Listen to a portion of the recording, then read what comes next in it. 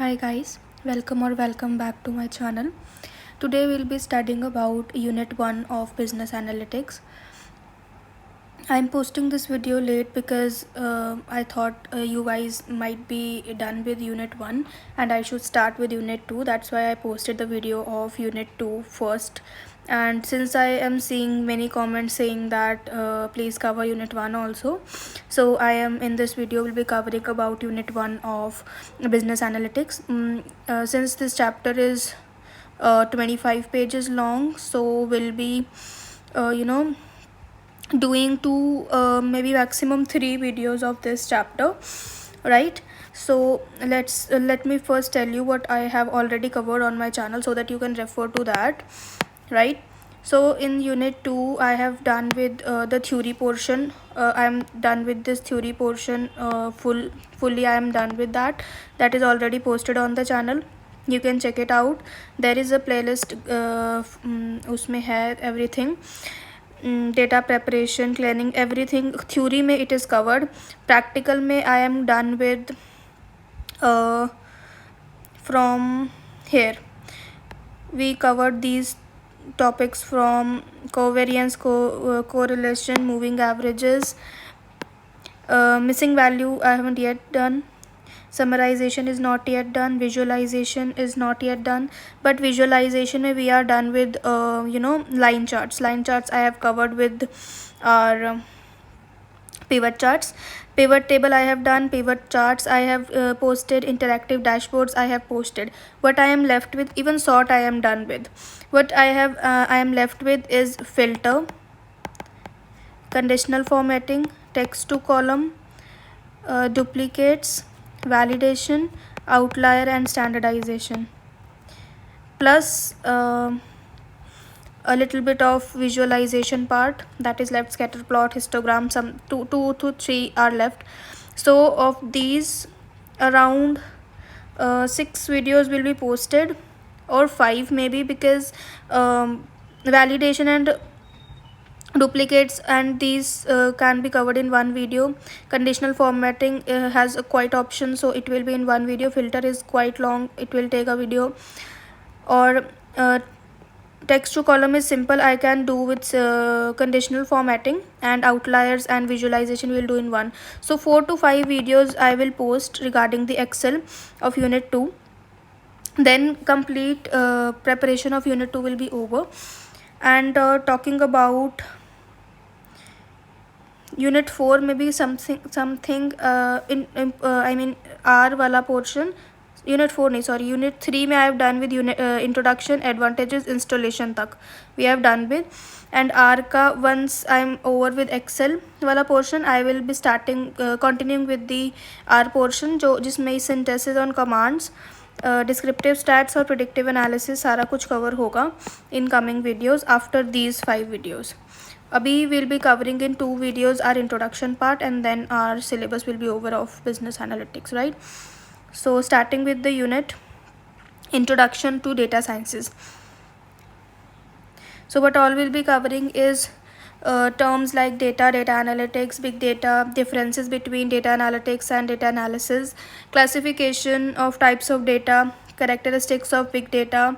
We'll cover all this. So talking about the introduction, as we all know that data sciences is an interdisciplinary field that combines stats, analysis and machine learning to obtain the insights and knowledge from the data.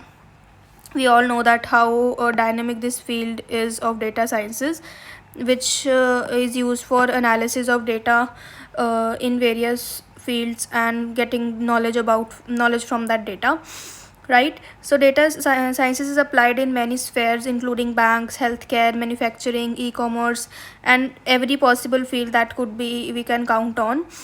So data scientists combine, what does data scientists do? They combine expertise in machine learning, stats and programming using various programming languages like Python, C++, C hash, are many are there, are programming languages and analysis which are done using these languages, right?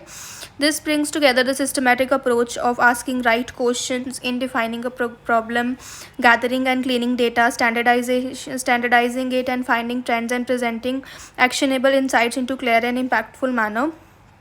So this is what our data scientists and business analysts do on the as their profession, that they ask the right question in defines the problem. They gather and clean the data, standardize it for analysis, and then finding the trends and present them in front of the board for the actionable insights and decision making, right? So this field is still growing and expanding its scope and application, so it making it quite in demand in today's data driven world. So in this chapter we'll be focusing about making the foundation to understand data and data analysis, how can we classify data analytics, and how this can be applied to various businesses. We'll also understand that which data comes into our category of big data and various applications and challenges that occur while dealing with big data, right? So talking about the data and data types. Data is the raw material for extracting any information. We all know, you might be knowing the difference between data and information, right? Data is the raw form of information. Information is from where we derive our insights and meaningful instances. So that's called information, right?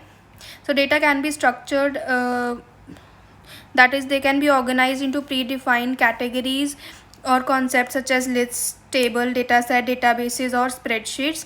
These we can use data into forming these kind of predefined categories, right?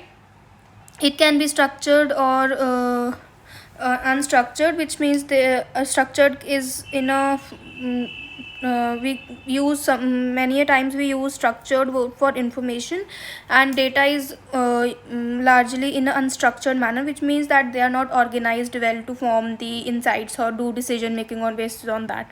So that's why we collect data, we do processing and make analysis out of it to convert it into the information that is used for decision making by the higher authorities or the core member of the company, right?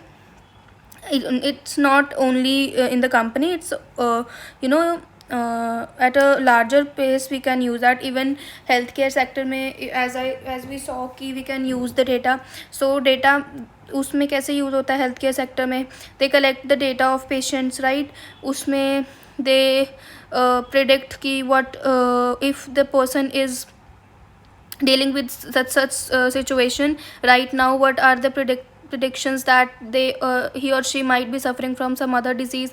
So in every field or every industry we can data is used according to the industry specifics, right? So that satellites image need to be processed or parsed to become structured if before any further work can be done. Data has meaning and value, यही करने के लिए तो we are studying this. We have to we should know how to analyze such kind of data, right? So statistical methods are applied to data to derive meanings and find relationships. So it's important to understand different types of data in order to choose the appropriate method for analyzing it and presenting the results.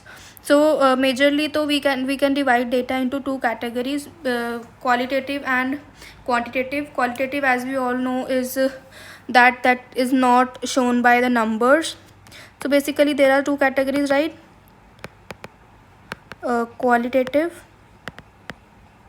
and quantitative, right? Quantitative में we have numerical data जहाँ पे numbers होते हैं. Qualitative में we don't use number, non-numeric data comes under qualitative. Qualitative is also known as categorical data and further subdivided into nominal and ordinal data. Qualitative में further we have nominal and ordinal. Ordinal though we have already studied in economics. Ordinal is something related to rankings and nominal is just numbers, right? Quantitative is discrete and continuous and also known as numerical data, as I already told you. Qualitative represents characteristics such as gender, spoken language spoken, types of disease, clothing sizes, etc. Every possible value for characteristics should be in one or other category, right? When categories have no inherent order, they are called nominal. So nominal कौन सा होता है? When the categories have no inherent order, कोई ऐसा नहीं है एक order में जा रहा है, जैसे रैंकिंग में हमने बनाया तो वो ऑर्डर में होता है, तो दैट्स ऑर्डिनल. तो जो ऑर्डर में नहीं है that's nominal data. The data values in this case are labels like categories are types of disease, gender, ethnicity, types of pet cycle. A nominal data can be analyzed and summarized using frequencies, proportions, percentages, cross tabulations, and mode, and they can be visualized using pie charts and bar graphs. And ordinal data, talking of ordinal values, are represent categorical data that can be ordered. Nominal में we can't order it, can't be ordered. इसमें order हो सकता है, right? Ordinal data is very similar to nominal, but the as the name implies that order is important. Only order होता है, that's why their name says ordinal, right? The categories follow the some logical order such as size, small, medium, large, extra large, like that. If ordinal data is numeric, interquartile ranges can also be used. And originally ordinal data can be described using percentiles, medians, and modes, right? Quantitative data is also called numeric data, as I already told you, and can be either discrete or continuous. When data values are distinct and separate and can be taken on certain values are called discrete data. Discrete और continuous की definition है, just we know that discrete में frequencies कैसे होती हैं, and continuous में we make the what we call it, our range of values, right? Apart from types of data, the quality is also very important aspect where we are exposed to every kind of data. So where quality is something that is very important throughout the data journey. So there are six aspects of data quality which we consider, and having those in any kind of data is considered to be a quality data. So what are these six aspects? Talking about the six aspects of data, first is the relevance, second is the accuracy, timeliness, fourth is the interpretability, coherence, and accessibility, right? These are the six aspects of data quality that describes the data quality. So talking about the relevance of data, as we all know, reflects the degree to which it meets the needs of users. For example, if we are talking about patients, तो patients का data के related what is relevant, उसमें हम देखेंगे ना कि उनकी as के हिसाब से उनकी कैसे कैसे डिजीज़ पे इम्पैक्ट, मतलब उनकी एज का इम्पैक्ट क्या है डिजीज़ जो उनको हो रही है, तो दैट इज़ रेलिवेंस. एज का on the disease they are, I am taking the first variable age age, बाकी भी हो सकते हैं, there eating habits, there other related problems can be there. I am taking age for the easy understanding part only. So if we are studying कि age का क्या impact है the disease they are suffering from, so and this shows that there is relevance in both the variables, right? But if I am saying कि आज कितनी बारिश हुई और हमारे हॉस्पिटल में कितने पेशेंट्स आए थे, so there is no relevance in both the variables, there is no linking in between. So it should meet the needs of data users. So इस पर हम देखना चाहेंगे इस क्वेश्चन का क्या आंसर आना चाहिए, does this information even matter. So this question should be answered while checking the relevance of any data set. Okay. Second is accuracy. Accuracy of data give a true reflection of reality. A data which is not accurate doesn't help to gain any fruitful decision and hence no value, right? So data जो accurate नहीं होगा doesn't help to gain any fruitful decision. तो हमें कोई आधा अधूरा data और ऐसे बस हवा में कोई डेटा उठा के कोई दे दे कि हाँ ये ऐसे होता है, तो वो accurate नहीं है, तो हम उससे कोई fruitful decision नहीं लेके आ सकते, right? Third is the timeliness. Timeliness is आप कौन से टाइम पे डेटा कलेक्ट कर रहे हो. क्या वो नॉर्मल सर्कमस्टांस है, क्या वो अब नॉर्मल सर्कमस्टांस है. For example, if I am collecting data of companies और take it from health care sector only. Health care में इफ़ वी सी कि कोविड के टाइम पे कितने पेशेंट्स, ऑफ कोर्स उस टाइम ज़्यादा पेशेंट्स होंगे बिकॉज वो एक अब नॉर्मल सर्कमस्टांसिस चल रहा है. नॉर्मली जो नॉर्मल सर्कमस्टांस होंगे उसमें इतने पेशेंट्स मे बी ना भी आते हो एक पर्टिकुलर हॉस्पिटल में, राइट. सो टाइमलीनेस क्या है डेटा कलेक्शन की, that also plays a important role, right. So it is the time when data is available to the user or the decision maker. It is the delay between the time when the data is meaningful and when they are available, right. The stock information of an e-commerce needs to be updated and available as soon as order is placed, right. Fourth is our interpretability. Interpretability means whether we can do our statistical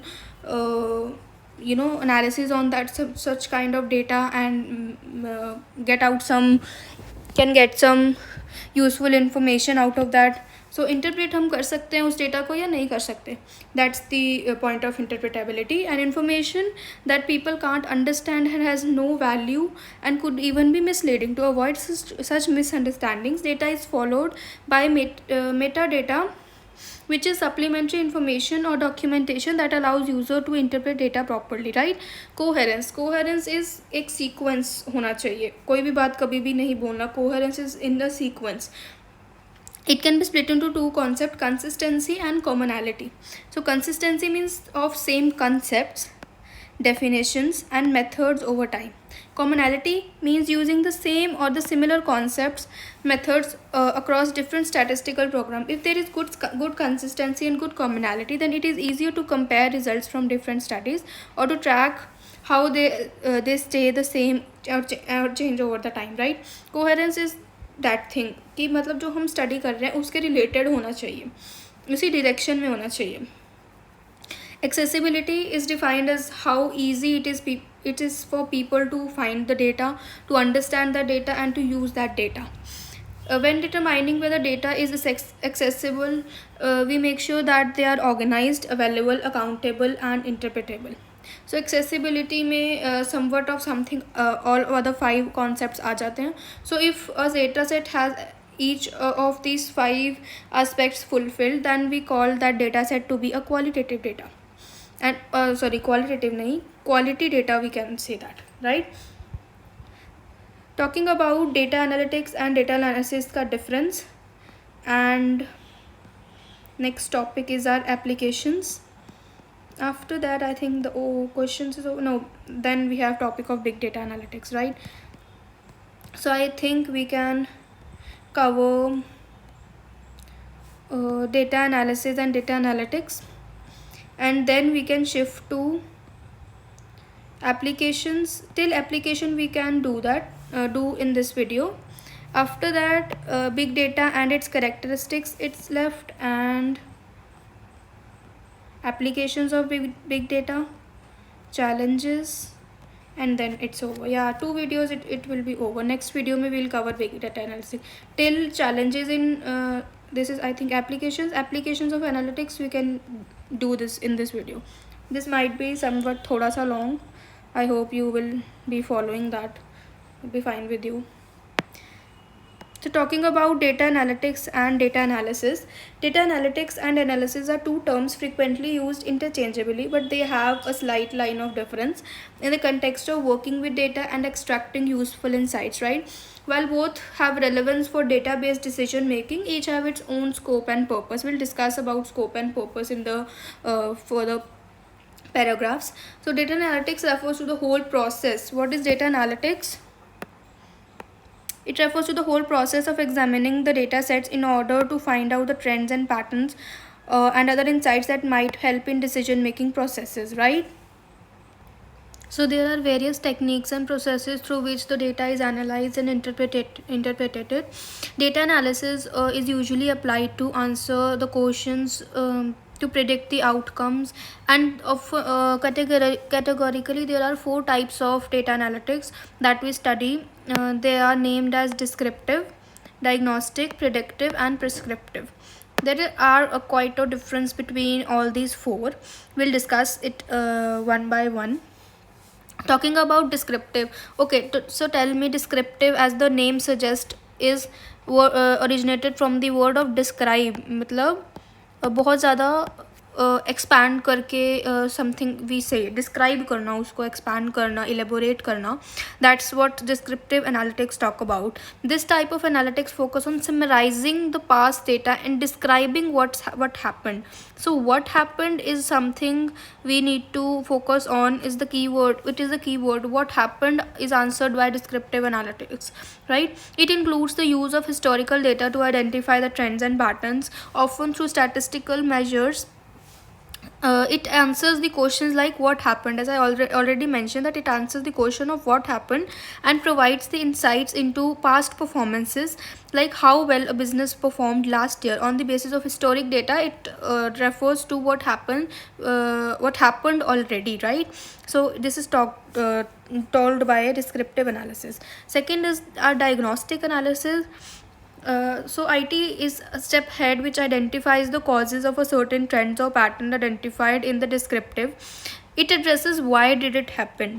So answering the question of why is done by diagnostic. Diagnostic, as we all know, is commonly used in the field of healthcare. Health में we see कि doctor diagnose करता है. Diagnose क्या करता है कि क्या हुआ है, क्या दिक्कत क्या है पेशेंट को.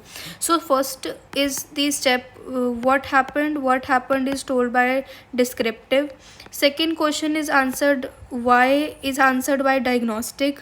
Why did it happen.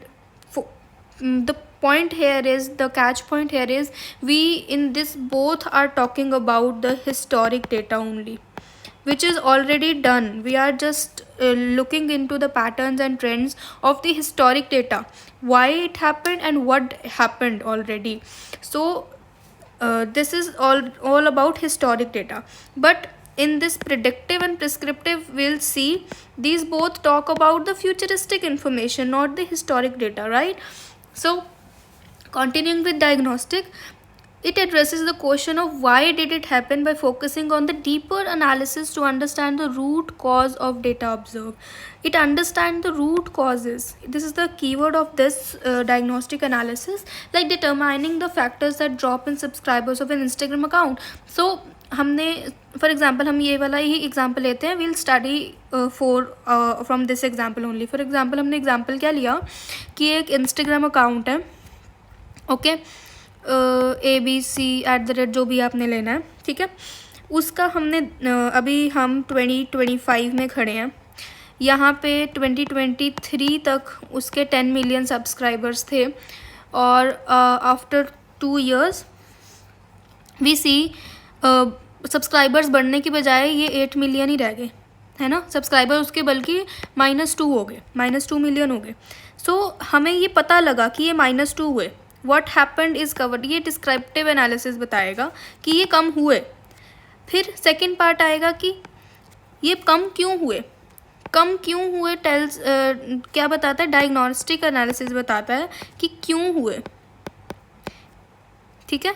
क्यों का आंसर देगा डायग्नोस्टिक.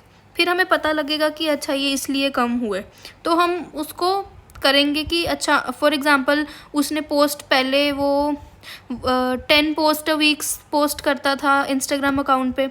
जो जिनका भी ये इंस्टाग्राम अकाउंट था वो 10 पोस्ट पहले करता था 2023 में. उसके बाद कुछ उसके पर्सनल रीजंस या कुछ भी रीजंस की वजह से उसने 5 पोस्ट पर वीक करना शुरू कर दिया. तो उसकी वजह से हमने ये रीज़न उसका निकाला ना. कैसे रीज़न निकाला कि ये भी डायग्नोस्टिक एनालिसिस में ही आता है कि हमने पोस्ट कम किए तो इसकी वजह से हमारा जो रीच था वो कम हुआ, और जो ऑलरेडी सब्सक्राइबर्स थे उनका भी उन्होंने भी अनफॉलो कर दिया. तो क्या हुआ, डिस्क्रिप्टिव एनालिसिस. क्यों हुआ, डायग्नोस्टिक एनालिसिस. अब हम क्या करना क्या चाहते हैं और उससे क्या होगा, ये 2 आंसर्स हमें प्रिडिक्टिव और प्रिस्क्रिप्टिव देंगे, राइट। प्रिडिक्टिव और प्रिस्क्रिप्टिव में भी बहुत थिन लाइन ऑफ डिफरेंस है, यू विल अंडरस्टैंड कैसे। प्रिडिक्टिव एनालिसिस, सो प्रिडिक्टिव वर्ड से हमें पता लग रहा है कि हम कोई प्रिडिक्शंस मेक करें, मतलब कोई अंदाज़ा लगा रहे हैं, right. So it is ability to make the predictions based on the historic data through statistical models, output could be machine learning algos.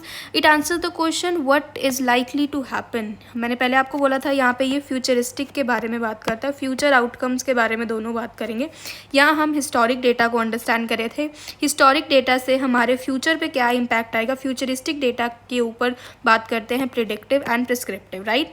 So what is likely to happen is something answered by our predictive analysis, right? So analyzing the trends, patterns and relationships for future behaviors is something told by predictive analysis. For example, predicting the sales of a new brand, new trend coming in 6 months, वो हम देख लेंगे। यहाँ पे अगर उसको ये पता लग गया, मैं इसी एग्जाम्पल को कंटिन्यू करें कि हमने likely to happen, right? Third is likely to happen in future, ये हमारे हिस्टोरिक डेटा है, ये हमारे दोनों होंगे फ्यूचरिस्टिक डेटा पे। So what is likely to happen, हमें ये अपने बाय फॉर एग्जांपल हमने गोल सेट कर लिया 2026 तक हमने 15 मिलियन पे लेके जाना है, तो हमें ये क्या करना पड़ेगा, ये बनाने के लिए 15 मिलियन हम प्रिडिक्शन लगा रहे हैं, तो ये प्रिडिक्शन हमने किसी बेसिस पे लगाया है, वो बेसिस क्या है वो हम देखेंगे, बट ये प्रिडिक्शन क्या लगाया, ये prediction is predictive analysis, third वाला, okay. What is likely to happen अगर हम अपने पोस्ट एंड ऑल बढ़ाएंगे तो। प्रिस्क्रिप्टिव में we talk about possible actions and outcomes based on the analysis, क्या करेंगे to reach the 15 million is prescriptive. आपको मैंने यहाँ हेल्थ केयर वाला भी एग्जांपल दिया था, आप हेल्थ केयर वाले से भी लेकर चल सकते हैं। पहले हेल्थ केयर में मैं ये चारों एक्सप्लेन करती हूँ। हेल्थ केयर के कॉन्टेक्स्ट में, हेल्थ केयर में पेशेंट सबसे पहले डॉक्टर को डिस्क्राइब करता है कि मुझे ये दिक्कत है, दैट इज़ डिस्क्रिप्टिव एनालिसिस। फिर डॉक्टर पेशेंट को डायग्नोज करता है उसकी दिक्कत के लिए, दैट इज़ डायग्नोस्टिक एनालिसिस। फिर डॉक्टर डायग्नोज करने के बाद उसको प्रिस्क्राइब करता है, पहले प्रिस्क्राइब होएगा फिर प्रिडिक्टिव आएगा, इसका थोड़ा सा ऊपर नीचे होगा सीक्वेंस, ठीक है। फिर हम डॉक्टर क्या करेगा, प्रिस्क्राइब करेगा पेशेंट को कि डॉक्टर पेशेंट को प्रिस्क्राइब करेगा कि ये चीज़ें तुम करो, तुम्हारी प्रॉब्लम ठीक हो जाएगी। कोई दवाई देगा, इंजेक्शंस देगा, जो भी देगा according to the need of the hour, वो उसको प्रिस्क्राइब करेगा। फिर पेशेंट पूछेगा कि इससे क्या होगा, तो वो प्रिडिक्शन अपना देगा कि अगर ये तुम सारा कुछ अकॉर्डिंग टू शेड्यूल करते हो तो तुम बिल्कुल सही हो जाओगे और तुम्हारी ये दिक्कत ठीक हो जाएगी, और अगर ये दिक्कत नहीं, ये तुम फॉलो नहीं करोगे तो तुम्हें दिक्कत बढ़ जाएगी और ये इसके साइड इफ़ेक्ट्स ये हो सकते हैं। तो ये ऐसे फ्लो में जाता है, ठीक है। तो ये आपको लर्न करने का प्रोसेस भी समझ आ गया होगा और आपको याद भी रहेगा। कैसे, एक बार मैं फिर से बता देती हूँ। हमने याद रखना है हेल्थ केयर के कॉन्टेक्स्ट में, ये रहा पेशेंट, रुको मैं ना तुम्हें अच्छा सा बना के दिखा देती हूँ, तुम्हें याद रहेगा। ये रहा पेशेंट, ये रो रहा है पेशेंट, ये बैठा डॉक्टर, टाई डाल के बैठा है मस्त डॉक्टर, ठीक है। पेशेंट आया डॉक्टर के पास, कहता है डॉक्टर मेरे को ये दिक्कत है, डिस्क्राइब करिए उसने अपनी दिक्कत को, ठीक है। फिर डॉक्टर उसको रिप्लाई क्या करता है, यहाँ डॉक्टर रिप्लाई करेगा क्योंकि वो डॉक्टर है, if you know you know. Diagnose करेगा उसको कि ये जो कह रहा है ठीक भी है या फिर मेरे को अपने हिसाब से करना है, डायग्नोज, ठीक है।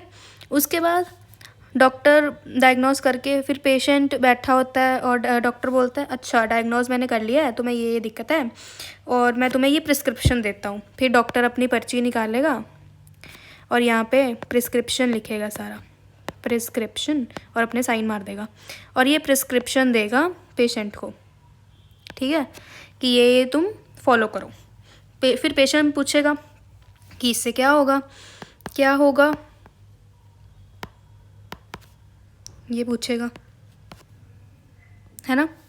तो फिर डॉक्टर क्या बोलेगा, डॉक्टर फिर प्रिडिक्शन अपनी देगा, प्रेडिक्शन मैं इसलिए वर्ड यूज़ कर रही हूँ क्योंकि हम फ्यूचर के बारे में बात कर रहे हैं और वहाँ पे फ्यूचर इज़ अनसर्टेन, और हमें इसलिए प्रेडिक्शन वर्ड ही मोस्ट सूटेबल रहता है इस चीज़ के लिए, राइट। सो डॉक्टर बोलेगा कि अगर तुम प्रिस्क्रिप्शन को फॉलो करोगे तो तुम ठीक हो जाओगे, अगर तुम फॉलो नहीं करोगे तो तुम्हें ये साइड इफ़ेक्ट होंगे, ये तुम्हारा नुकसान हो जाएगा, और ये ऐसे ऐसे तुम्हारी हेल्थ ख़राब हो जाएगी, और ऐसे ऐसे तुम्हारा बाकी डिजीज़ होने के भी चांसेस है, राइट। तो हमने सिर्फ ये देखना है कि डिस्क्रिप्शन, जो डिस्क्रिप्टिव एनालिसिस है वो एक तरफ, डिस्क्रिप्टिव एनालिसिस मैं बताती हूँ क्या कैसे है। मैं आपको सिर्फ ही पहले ये लर्निंग वाला भी बता रही हूँ। पेशेंट यहाँ पे सिर्फ डिस्क्रिप्टिव वाला काम करेगा, ठीक है, मतलब ये व्हाट का आंसर दे देगा उसको, बाकी सारा काम डॉक्टर का है। डॉक्टर ने ही डायग्नोज करना है, डॉक्टर ने ही प्रिस्क्राइब करना है, डॉक्टर ने ही प्रिडिक्ट करना है, ठीक है। तो हमारे फॉर्मल सेटिंग में क्या होएगा, पेशेंट कौन है, हमारी कंपनीज बताएंगे कि हमें दिक्कत क्या क्या है, और हम यहाँ बैठे हैं, ये तुम हो, तुम एक बिजनेस एनालिस्ट हो, तुम ही उस दिक्कत को डायग्नोस भी करोगे, तुम ही उसकी प्रिस्क्रिप्शन भी दोगे, तुम ही उसकी प्रिडिक्शन भी दोगे। समझ आ गया। तो ये बिजनेस एनालिस्ट डेटा एनालिस्ट का काम होता है, उसने ये सब करना है। तो ये आपको अब आई थिंक याद हो गया होगा। और एक और चीज़, प्रिस्क्रिप्टिव में आंसर क्या आता है, व्हाट शुड वी डू, हमें करना क्या चाहिए।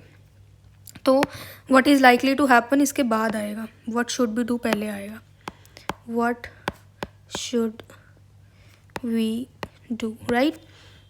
ये तो तुम्हारे हो गए चार टाइप के, ठीक है, क्लासिफिकेशन होगी। तो ये चीज़ याद रखना क्योंकि ये बहुत इंपॉर्टेंट टॉपिक है, तभी मैंने इसको इतना टाइम दिया है, वेरी इंपॉर्टेंट इट इज़। तो इसको याद रखना और भूलना मत ये कीवर्ड जो मैंने मार्क किए हैं, क्या क्या है कीवर्ड्स इसमें, व्हाट डायग्नोज में why, what is likely to happen और व्हाट शुड वी डू, ये याद रखना, ठीक है। So prescriptive analysis recommends solution for optimizing performance, minimizing the risk, maximizing the profit, ये सब कुछ मैं तुम्हें बता दिया, ठीक है। ये एक तुम्हारा समराइज्ड सा टेबल है, तुम इसको पढ़ सकते हो, टेक्निक्स बताई हैं, तुम ऐसे आंसर कर सकते हो एग्जाम में, बहुत अच्छा लगता है, ठीक है। उसके बाद on the other hand data analysis, ये हमने क्या पढ़ा, डेटा एनालिटिक्स पढ़ा हमने, ये एनालिटिक्स पढ़ा, डेटा एनालिटिक्स पढ़ा। डेटा एनालिसिस क्या है, यहाँ पे अब डेटा एनालिसिस की बात करेंगे। एनालिसिस प्रोसेस होता है, refers to inspecting, cleaning, transforming and modeling data to discover the useful information, draw conclusions and support decision making, ठीक है। It is most focus on extracting the insights, ये word याद रखना, extracting the insights and answering specific questions from data, whether qualitative और quantitative. So it is a process. सबसे पहले मैंने तुम्हें यही बोला कि ये प्रोसेस होता है। Analysis is a process, analytics is outcome होता है, एनालिटिक्स प्रोसेस नहीं होता, analysis is process. So process 4 उसमें डिवाइड होगा, 4 ही आई गेस, नहीं 6 है, ठीक है। इसके 6 क्या हैं, सबसे पहला डेटा कलेक्ट करेंगे, उसको क्लीन करेंगे, उसको एक्सप्लोर करेंगे, फिर उसको ट्रांसफॉर्म करेंगे, मॉडलिंग करेंगे, उस पर फिर इंटरप्रिटेशन पॉसिबल हो पाएगी। अब इसका प्रोसेस समझते हैं, ठीक है। डेटा कलेक्शन, सबसे पहले फॉर एग्ज़ाम्पल हमने पहले अपनी यूनिट 2 की वीडियोज़ में देखा कि हम एक डेटा सेट पे काम कर रहे थे कि जॉब सेटिस्फैक्शन का जॉब परफॉर्मेंस ऑफ एम्प्लॉय पे क्या इम्पैक्ट रहता है। हमने एक ये हाइपोथेसिस सेट किया था ना, केस सेट किया था हमने। हाइपोथेसिस इसका हमने रखा था कि जैसे जैसे जॉब सेटिस्फैक्शन बढ़ेगी एम्प्लॉय की जॉब परफॉर्मेंस बढ़ेगी, तो मतलब हमने यहाँ पे पॉजिटिव इम्पैक्ट रखा था हमारे इसका केस स्टडी का, राइट। तो अब इसमें हम इस डेटा एनालिसिस कैसे करेंगे, इसकी प्रोसेस कैसे अप्लाई करेंगे, हम अब ये देखेंगे। सबसे पहले हम डेटा कलेक्ट करेंगे। डेटा कलेक्ट कैसे करेंगे, डिफरेंट सोर्सेज से। डेटा कलेक्शन के काफ़ी सोर्सेज होते हैं, प्राइमरी डेटा, सेकेंडरी। प्राइमरी में हम खुद क्वेश्चनर बनाएंगे, सर्वे करेंगे, फोकस ग्रुप रखेंगे, फिर ब्रेनस्टॉर्मिंग करेंगे, ये सब करेंगे, सब प्राइमरी में आएगा। ये सब मैंने तुम्हारे साथ यूनिट 2 में डिस्कस कर रखा है, इसलिए तुम्हें ये पढ़ना इजी रहेगा। तो मैं तुम्हें फिर से बोल रही हूँ, पहले यूनिट 2 देख लो ताकि तुम्हें ये समझ आ जाए, क्योंकि रेफरेंस अब वहाँ से जा रही है, ठीक है। सेकेंडरी डेटा सोर्सेज हमने पढ़े थे, गवर्नमेंट की वेबसाइट्स हो गई, नॉन गवर्नमेंट की वेबसाइट्स हो गई, ये सारी वेबसाइट्स हो गई। कोई ऑलरेडी प्रिपेयर्ड डेटा है, डेटा सेट है, डेटाबेसेस हैं, उनसे एक्सप्लोर करके we can collect the data. So data collection के ये 2 ब्रॉडली क्लासिफाइड है। इसके फर्दर भी हमने 6 to 7 टाइप्स किए थे, वो सब कुछ डेटा यूनिट 2 में कवर्ड है। You should check out that video, right. ठीक है, तो डेटा कलेक्शन सबसे पहले begins from one, generates the data from different sources. With this में include databases, spreadsheet, surveys, data sources from other locations. Quality and relevance should be determine the accuracy of analysis. ये हमने ऊपर देख लिया। तो हमने सबसे पहले डेटा कलेक्ट कर लिया, फिर हम करेंगे डेटा क्लीनिंग। फॉर एग्जांपल, सबसे पहले चाहे प्राइमरी डेटा हो चाहे सेकेंडरी डेटा हो, दोनों में ही it is important to clean the data. मतलब डेटा क्लीनिंग होती है कि उसको एक डेटा सेट को स्ट्रक्चर्ड फॉर्म में कैसे हम रख रहे हैं ताकि हमारा आगे का प्रोसेस स्मूथ हो सके। सेकेंडरी डेटा होएगा, उसको भी हमें क्लीन करना पड़ेगा। ये नहीं है कि वो ऑलरेडी क्लीनड है, क्योंकि सेकेंडरी डेटा में भी किसी और ऑब्जेक्टिव से लिया गया हो, उसने उस हिसाब से उसे मॉडिफाई किया हो, हमें अपने डेटा अपने हिसाब से उसको मॉडिफाई करना पड़ेगा, तो उसको भी डेटा क्लीनिंग में ही रखेंगे। ठीक है, प्राइमरी डेटा तो करना ही पड़ेगा क्लीन, सेकेंडरी डेटा भी करना पड़ता है क्लीन। ठीक है, so raw data often times contain missing values, duplicates, inconsistencies. ये सब हम यूनिट 2 में करेंगे, you need not to worry about. इसमें काफ़ी चीज़ें हैं जो इसकी videos I will be posting soon. हम मिसिंग डेटाज कैसे निकालते हैं, उसे कैसे हटाते हैं, डुप्लीकेट्स कैसे रिमूव करते हैं या उनका क्या ट्रीटमेंट रहता है, इनकन्सिस्टेंसीज इन डेटा कैसे क्लीन करते हैं, वो सब हम यूनिट 2 में देखते हैं कैसे करते हैं। ये प्रोसेस वाइज ही चलता है।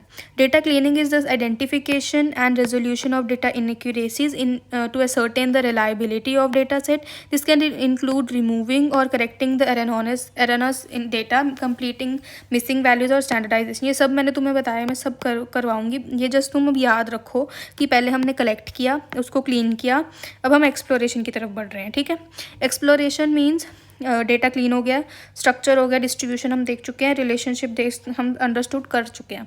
एक्सप्लोरेटरी डेटा एनालिसिस क्या कहते हैं? It applies statistical graphics and summary statistics to make inferences based on patterns, correlation and outlying observation. Data exploration मतलब हमारा जो मेन रॉ मटेरियल था, मेन रॉ डेटा था, उसको हमने सबसे पहले क्लीन जब कर लिया तो एक हमें डेटा कन्वर्ट हो चुका है अब इन्फॉर्मेशन में। जो मैंने तुम्हें स्टार्टिंग में बताया, डेटा अब इन्फॉर्मेशन में कन्वर्ट हो चुका है। अब डेटा से हमने निकालने इन्फॉर्मेशन से हमने निकालने इन्फ्रेंसेस। तो इन्फ्रेंसेस निकालने के लिए हम काफ़ी सारे टूल्स यूज़ करते हैं। वो कोई भी टूल्स हो सकते हैं। फॉर एग्जांपल एक्सेल में काफ़ी टूल्स हैं, आपके अदर सॉफ्टवेयर्स हैं जहाँ से हम इसे यूज़ कर सकते हैं। फॉर एग्जांपल आर है और अदर पावर BI है, टेबल है, काफ़ी ज़्यादा टूल्स हैं आजकल तो available for in taking out the inferences from the data. So ये टूल्स को हम यूज़ करते हैं और इन्फ्रेंसेस निकालते हैं। इस सारे प्रोसेस को हम बोलते हैं अपना डेटा एक्सप्लोरेशन। ठीक है, क्योंकि देखो हमने साफ़ सफाई करके उसको यूज़ नहीं किया तो फिर क्या मतलब बना डेटा को हमने साफ़ सफाई करी उसकी, फिर उसकी इन्फॉर्मेशन हमने कन्वर्ट कर ली, फिर उसको यूज़ भी तो करना है ना, इसीलिए तो हम सब कुछ कर रहे हैं। उसके बाद transformation, steps of transforming data into format suitable for analysis, normalising value, aggregating the data, creating new features, enhance the effectiveness of model. ये इसका ही पार्ट है। इन्फ्रेंसेस में ही डेटा ट्रांसफॉर्म भी करते हैं हम, मॉडल भी उसी में करते हैं और इंटरप्रिटेशन भी उसमें से ही निकालते। तो ब्रॉडली तो ये 3 ही है, ये डेटा एक्सप्लोरेशन में ही ये 3 आ जाते हैं, बट तुम्हें for the sake of writing answer तुम्हें ये अलग से लिखने पड़ेंगे। तो तुम ये जस्ट याद रख लो। मॉडलिंग, उसको मॉडिफाई करना, अपने अकॉर्डिंग देखना, that's modelling. Statistical, mathematical, machine learning models are apply to data for answering specific research questions. Technique includes research analysis, algorithms, clustering, time series analysis. ये भी मैं अभी यूनिट 2 के प्रैक्टिकल पोर्शन में मैं कवर करूँगी। You should refer to that videos. Next is data interpretation. It is the last stage of data analysis wherein results are interpreted and conclusions are finally drawn. The process involves grasping the meaningful findings as well as using the insights to support the decision making process or make the recommendations. ठीक है, तो ये interpretation हो गया. Hence data analysis is more comprehensive field ranging from several tools, a set of processes, using analysis, while data analysis is a subset of data analytics and typically encompasses specific tasks such as cleaning, transforming and interpreting. तो ये बात आप तुम याद रखना कि इन दोनों में डिफरेंस क्या है. कहाँ गया तो दूसरा डेटा एनालिसिस, ये रहा data analysis is a subset. So इसको हम अगर समझे तो ये हमारा डेटा एनालिटिक्स है, काफ़ी ब्रॉडर टर्म है. डेटा एनालिसिस का छोटू सा पार्ट है.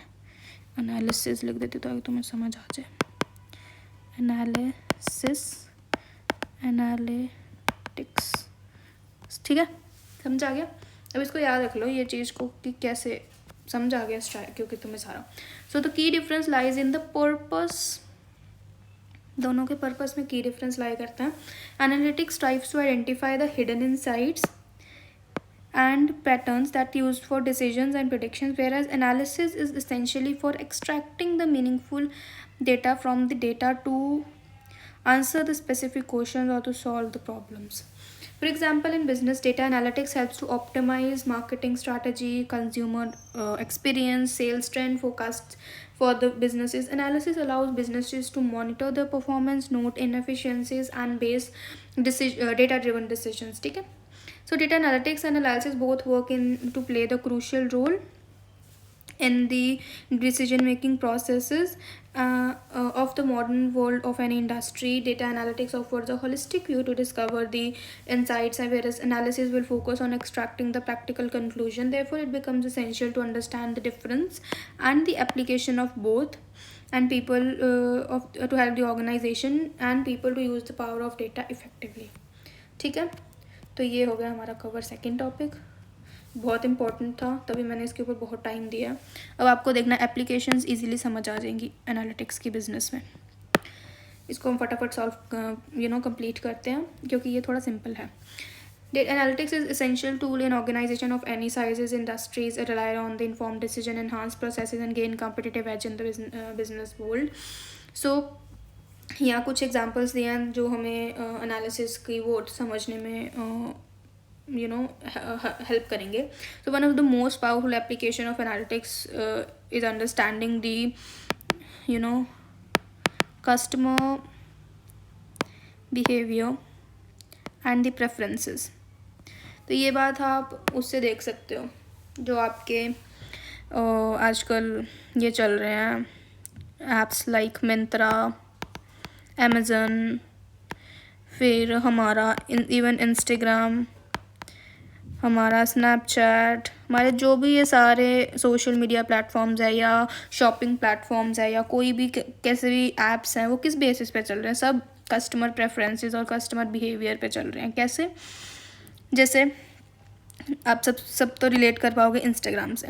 इंस्टाग्राम में हम आजकल जैसे ये गिबली आर्ट का बहुत चल रहा है. ठीक है, गिबली आर्ट हमने देख लिया, हमने सोचा चल सब बना रहे हैं हम भी बनाते हैं. तो अब एक वीडियो देखोगे गिबली आर्ट की, 10 वीडियो गिबली आर्ट की ऑटोमेटिकली आ जाएगी. कैसे? इंस्टाग्राम के एल्गो के थ्रू, राइट. अब ये एल्गो क्या है, ये एल्गो किस बेसिस पे वर्क करता है? एल्गो इसी बेसिस पे वर्क करता है. उनके पीछे एक बिजनेस एनालिस्ट और डेटा एनालिस्ट बैठे हैं जो देख रहे हैं कि कस्टमर किस तरफ अट्रैक्ट हो रहा है, वो क्या चीज़ देखना पसंद कर रहा है. अब हम कई बार बोलते हैं कि हम तो इसके बारे में जस्ट बात कर रहे थे, हम तो देख भी नहीं रहे थे, फिर भी इंस्टाग्राम को कैसे पता चल गया? उनका एल्गोरिदम इतना स्ट्रॉन्ग हो चुका है. हम कई बार देखते हैं हम सिर्फ किसी के साथ चैट कर रहे होते हैं डीएम्स पे, उस पर हम कोई बात कर रहे हैं, उसके रिलेटेड सब रील्स आ जाएंगी, राइट. तो ये सब बिजनेस एनालिसिस और डेटा एनालिसिस की पावर है that they understand the customer behaviour, they understand the customer preferences and according to that they offer you the content and you are consuming that, है ना. सो उनका पूरे बिजनेसेस सिर्फ इस चीज़ पे चल रहे हैं. That's why it is very important application of business analytics that all even the big giants in the industry are using these kind of resources, right. So business organization can identify the trends, predict the needs and personalize their offerings to increase customer satisfaction and loyalty by analyzing the customer data. These personalized shopping experiences boost the sale and enhance the customer engagement by making it easier for customer to find what they need. जैसे कि हमने यहाँ पे बात करी, हम देख रहे हैं और वो दिखा रहे हैं, वो दिखा रहे हैं इसलिए हम देख रहे हैं, और उसकी वजह से हमारी लॉयल्टी इनकी तरफ से बढ़ रही है, हमारी इनकी रीच बढ़ रही है, पैसे वो कमा रहे हैं, टाइम वेस्ट हमारा हो रहा है तो we are paying our cost of time to them to grow their businesses, right, और उससे हमें कुछ नहीं मिल रहा है सिवाय कुछ फ्यू इन्फ्लुएंसर्स के. So this personalise shopping experience जैसे मिंत्रा एंड अमेजोन पे आप देखोगे काफ़ी और भी वेबसाइट्स हैं यू माइट बी यूजिंग, उस पर भी यही होता है. आप एक चीज़ देखो वो आपको उसके रिलेटेड ही सब दिखाते हैं. इवन ये तो इसके साथ भी लिंक्ड है. हम मिंत्रा पे कुछ देख रहे हैं, मिंत्रा की ऐड इंस्टाग्राम पे आएगी. अमेजोन पे कुछ देख रहे हैं किसी रिलेटेड, उसकी ऐड इंस्टाग्राम पे आएगी, स्नैपचैट पे आएगी. सब जगह यही इंटरलिंकिंग चल रही है. So they are collecting your data और उसके ऊपर उनके पूरे बिजनेसेस टिके हुए हैं. एक दिन के लिए सारे अपने फ़ोन स्विच ऑफ करके ऐसे रख देना साइड पे नेट ऑफ करके, तब देखेंगे कि इनकी व्यूअरशिप कितनी कम हो जाएगी and their businesses will shake. क्या हो गया है, हमारा कंजम्पशन क्यों नहीं हो रहा है सो ये बात है. So this personalise shopping experience boost sales and enhance the customer engagement by making it easier for customers to find out what they need. Retailers, e-commerce platform, and even the service industries like healthcare use analytics to segment the customers. Healthcare तो हमने ऊपर कितनी बार देख लिया. Predict their future needs, tailor to their marketing campaigns or product recommendations accordingly. ठीक है. So very strong example of business analytics, very strong application I would say of business analytics used by these platforms. Second is analytics also important to improving the business processes. Business processes improve करने में भी analytics हमारी help करता है. From such studies analysis of inventory, supply chain, logistics and work for performance can help tune business processes to lower cost and optimise the efficiency. As the world largest retailer Walmart makes use of predictive analysis. अब आप मुझे बताइए कि ये predictive analysis क्या है, comment down below. तुम्हें बहुत अच्छे से समझाया मैंने. To optimise the inventory management, consider the seasonality of demand in particular goods, thus ensuring that right merchandise arrives in time and stores and is not overstored. It can be easily applied across various sectors, manufacturing, logistics, even hospitality, where strong demand forecasting and resource optimization are key operational successes. तो इसका मैं आपको एक example देती हूँ. जैसे इन्होंने Walmart का लिया, इसका ले लो, या कोई भी आपका नियर स्टोर जो होगा उसका ले लो. ग्रोसरी स्टोर है या जनरल स्टोर है, कोई भी स्टोर है जहाँ पे आपके कैमरास लगे हैं, वो पॉइंट रखना दिमाग में. तो आप सोच रहे होगे, कई लोग सोचते हैं कि कैमरास किस लिए लगे हैं, क्योंकि लोग चोरी करके ले ना जाए, कितनी भीड़ में निकल जाएंगे. वो पॉसिबल नहीं है. उन्होंने कैमरास इस चीज़ के लिए नहीं लगाए हैं. उन्होंने कैमरास इसलिए इंस्टॉल करे हैं, वहाँ पे भी उनका एक प्लान चल रहा है.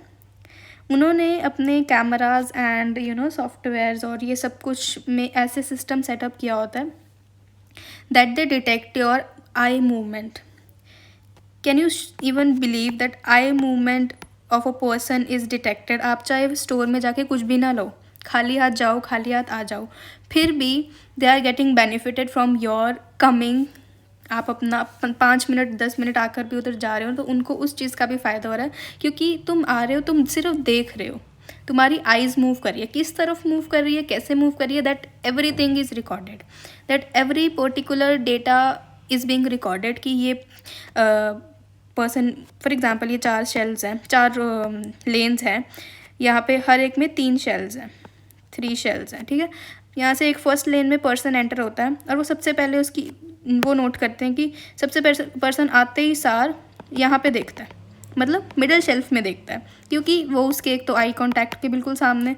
वो इतना कष्ट नहीं करेगा कि मैं टॉप पे देखूँ क्या है या बॉटम में बैठ के देखूँ क्या है. वो इतना कष्ट नहीं करेगा, वो थोड़ा इन्जॉय करने आया, राइट. अब ये चीज़ हमें कैसे पता चली? क्योंकि हमने उसकी मूवमेंट, आई मूवमेंट देखी. और ये काफ़ी कॉमन चीज़ है, जो सबसे सामने होगा हमारी सबसे पहले नज़र वहीं जाती है. तो ये चीज़ वो सब नोट करते हैं, और जो सबसे वो फिर वही चीज़ वो सबसे मिडल शेल्फ में रखेंगे जो जिनकी उनको सेल्स बढ़ानी होती है. So that's the thing, that's the logic behind installing the cameras in the stores. And where the business analytics is being used to such that extent. So I hope you're understanding the point, right? So next is the next application is the companies need to make wise financial decisions to stay ahead. Analytics can help in forecasting revenue, manage budgets, and assess the financial risks so that companies can have a well supported decision making process regarding investments and expenses, right? इसमें भी predictive analysis they use, so it's simple, you can understand that. Analytics help marketing teams better understand the performance of campaigns, customer segmentation, spend optimization. Business can refine marketing strategies by analyzing the customer data, campaign in performance, and they improve the targeting and resulting in more sales. So Netflix used customers data to create the original content and highly specific in line to user preferences. So it's same like that apply to HR. Effective supply chain management की SCM में भी काफ़ी useful होता है ये. Analytics can help businesses optimize their supply chains by forecasting the demand, managing the supply relationship, and minimizing the disruptions. Analytics can be of the most important tool for developing new products or services. Analyzing what customers say, industry trends, and conditions of the market can often guide companies to designing a product that matches wants of customers and hopefully also gain considerable space in market. Hence, analytics is no longer a luxury. Remember that it is the key to successful businesses and has to be done. It's need of the hour. It's a very important thing. It is because analytics gives businesses the tools to make smarter data driven decisions and consequently improve their efficiency, effectiveness towards customers, and profitability in advance. Whether this means optimizing operations, predicting trends, or personalizing customer experiences, analytics makes businesses sustainability possible in the face of a continuous changing environment. The opportunity continue to pile up the analytics simulated blah blah blah. ठीक है. Whenever analytics is implemented across businesses, companies will still lead in advancing the continued delivery to value to the customers and the stakeholders. ठीक है.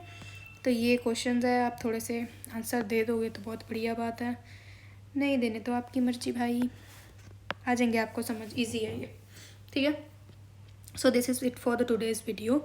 आई hope it you understood everything. I know थोड़ा video लंबा हो गया but your concepts are being clear. आपको ये एक बार आप सुन लोगे आपके दिमाग में बैठ जाएगा. You can just go directly in the exam and right out. ठीक है. आपको समझ आ जाएगा, आपको लर्न भी विद इन दी लेक्चर हो गया. ठीक है. आई hope it was understood by you all. And talking about this, we have done this, we have done this, we have done this, we have done this. अब रह गया types of data, नहीं types of data भी हो गया, types of data भी हो गया. अब हमारे सिर्फ ये 3 टॉपिक रह गए हैं, big data and it's characteristics, application और चैलेंजेस. ये 3 टॉपिक्स हम नेक्स्ट वीडियो में कर लेंगे. ठीक है. और ये वीडियो इसमें मैं जल्दी अपलोड कर दूँगी. तो अब हमारा पेंडिंग क्या रह गया, एक वीडियो इसकी, आई विल कंसिडर 5 इसकी, 6 videos and then your 2 units will be over. ठीक है. और ये R वाला आई विल डू मैक्सिमम जितना हो सकेगा. तो इसकी वीडियोस ऑफ कोर्स होंगी बिकॉज इसमें ये एक तो सारा न्यू है, दूसरा इसका एक एक टॉपिक इम्पॉर्टेंट है और एक एक टॉपिक समझने लायक है, तो इसमें हम स्किप आउट नहीं कर सकते. तो ये मैं आराम से बनाऊंगी और आप भी आराम से प्रैक्टिस करना विद द डेटा सेट. मैं आपको वीडियोस अपलोड करूंगी once I get over with this 6 videos. ठीक है. तो I hope this video was useful for you and if you find it useful, click the like button, hit the subscribe button and share it with your friends ताकि सबका भला हो. I'll see you in the next video. Thank you so much.